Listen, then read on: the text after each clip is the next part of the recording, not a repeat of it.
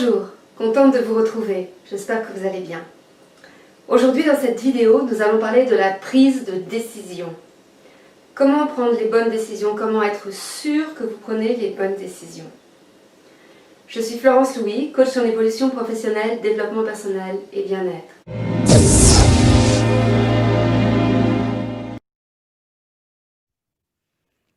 Dans le vacarme du monde et le non-sens dans lequel les êtres sensibles sont plongés, en particulier aujourd'hui, comment entendre cette voix intérieure qui permet de faire des choix justes, faire des choix de bon sens pour des actions pertinentes?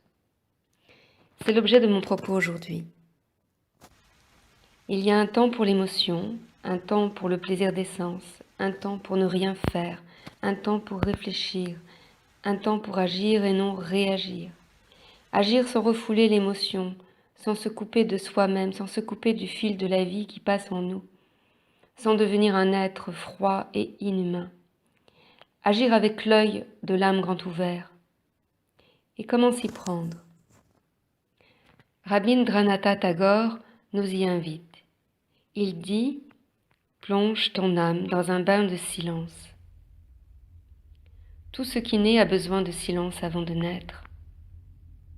L'artiste, lui aussi, avant de créer, se plonge dans ce bain de silence. Et souvent, il voit son œuvre dans son imagination avant même de la concrétiser dans la réalité. Si vous avez un projet professionnel, personnel, avant de vous lancer, prenez le temps de la réflexion, prenez ce temps de silence.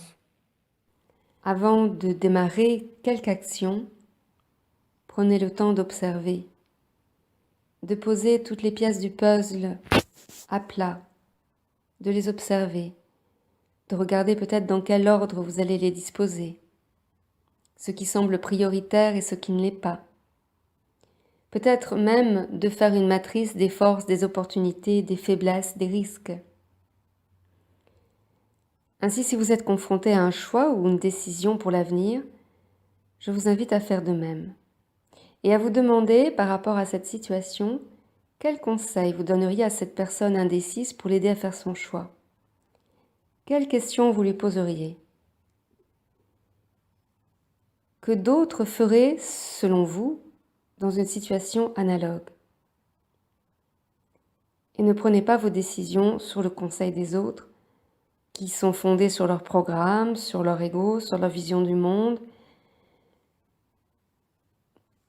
Restez centré sur ce qui fait sens pour vous, ce qui compte pour vous, ce qui est important pour vous, dans votre présence intérieure.